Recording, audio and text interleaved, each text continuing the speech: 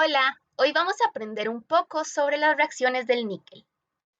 Primeramente, conozcamos un poco al níquel. Es un metal, su símbolo es Ni, es el elemento número 28 de la tabla periódica, está en el bloque de los metales de transición, pertenece a la familia 8B y está en el periodo 4. En este video vamos a observar algunas reacciones en las que se utilizaron reactivos que contenían níquel.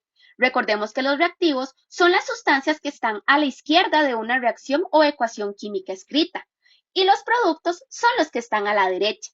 Por ejemplo, en la reacción que estamos observando, los reactivos son el hidrógeno y el oxígeno, y el producto es H2O, es decir, agua. Las reacciones que vamos a ver en los videos y fotografías son las siguientes. La primera reacción que se observa es en la que se utiliza como reactivos nitrato de níquel 2 hexahidratado y ácido clorhídrico. Como vemos, al mezclar estos dos reactivos se cambia el color de la disolución. Esto se debe a la formación de complejos de tetracloreniquelato, es decir, un compuesto formado por níquel y cloro, que ganó 2 electrones. Luego, al producto anteriormente obtenido, se le agregaron 50 mililitros de agua destilada, lo que hizo que la disolución pasara a un color verde pálido.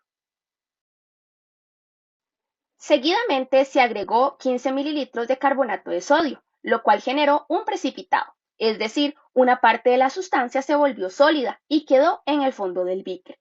Esto se debe a que se formó carbonato de níquel sólido. Tal vez se pregunten qué está pasando para que se forme ese sólido en el fondo.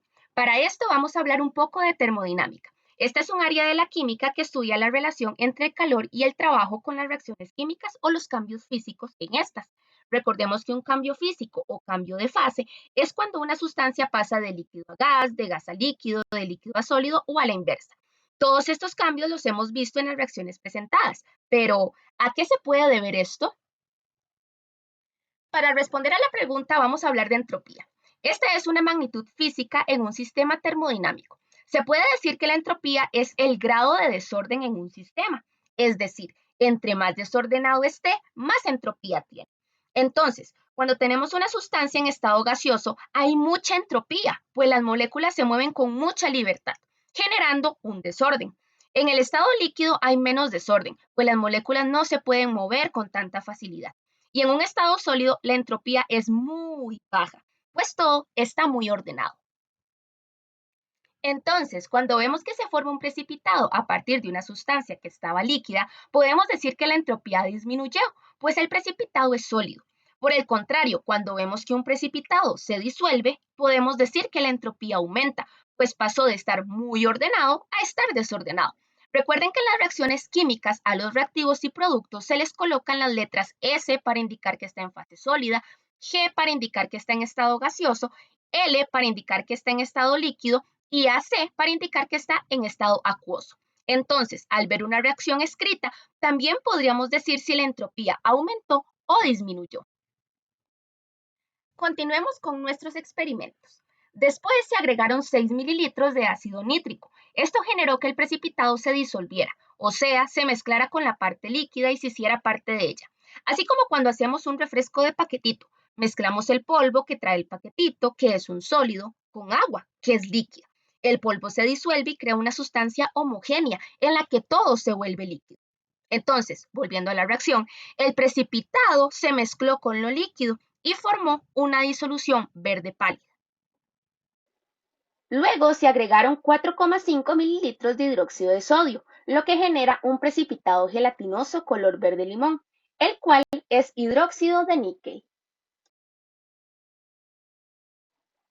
A lo anterior se le agregaron 10 mililitros de amoníaco, lo que genera que el precipitado se disuelva y la disolución se vuelve color azul. Lo que se obtiene de esta reacción es un complejo metálico compuesto por níquel y amoníaco. Después se agregaron 15 mililitros de dimetilgioxima, lo cual generó un precipitado color rojo. En esta reacción podemos observar la formación de un compuesto a los que se les llama complejos o compuestos de coordinación. Estos complejos son especies químicas que en el centro de su estructura tienen un ion metálico, en este caso el níquel, y está rodeado por grupos de iones o moléculas a los que se les llama ligandos o agentes complejantes. Cuando los átomos se unen al metal por medio de dos o más átomos donadores, se les llama agentes quelantes. Un ejemplo de esto se da en la reacción que estamos viendo, pues dos moléculas de dimetildioxima se enlazan al níquel por medio de nitrógenos. Por último, se agregaron 8 mililitros de sulfuro de sodio, lo que produjo un cambio de color por la formación de sulfuro de níquel. Sin embargo, en esta parte de la práctica se tuvo que agregar un poco más de sulfuro de sodio en estado sólido, debido a que no estábamos logrando el cambio de color esperado en la reacción. Minutos después y con un poco de agitación, logramos el cambio de coloración que están viendo en su pantalla. Bien, cuando hablamos de entropía, podemos tener una noción acerca de cuándo una reacción química se llevó a cabo, pues el cambio de color es otro aspecto que funciona como indicador de que una reacción química se está llevando a cabo o que ya finalizó, por lo que podemos concluir si hubo o no un cambio de entropía. También se puede hacer uso de una disolución de níquel y observar una electrodeposición.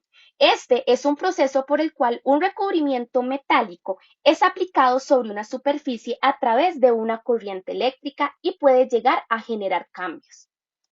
En este caso, el procedimiento es corto. Se crea una disolución utilizando como reactivos sulfato de níquel hexahidratado y gotas de ácido clorhídrico.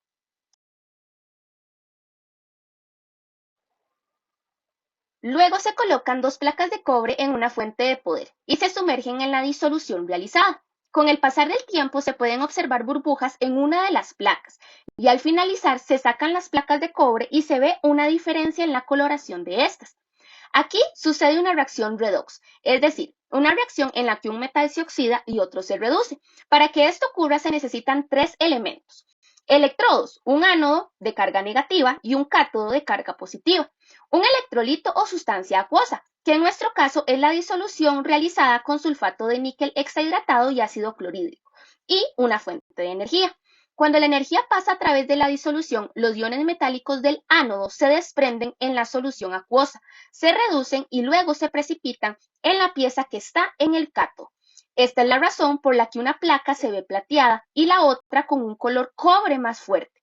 Pues si buscamos el níquel en la serie de actividad de los metales, podemos observar que es más reactivo que el cobre, por lo que se oxida más fácilmente. Quizás se pregunten cómo es que se da esa oxidación-reducción que observamos antes. Pues bueno, esto sucede debido a que la diferencia de potencial entre dos electrodos de una celda voltaica proporciona una fuerza motriz, y esta fuerza motriz es la que empuja los electrones de una placa a otra.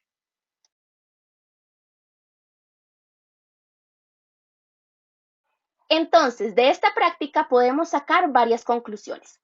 Primeramente, el níquel, según el estado de oxidación en el que esté, dará un color determinado a la reacción. Segundo, al observar un paso de estado sólido a líquido o viceversa, podemos inferir un cambio en la entropía del sistema. Tercero, el níquel puede formar complejos y compuestos de coordinación. Y por último, este elemento se oxida más fácilmente que el cobre.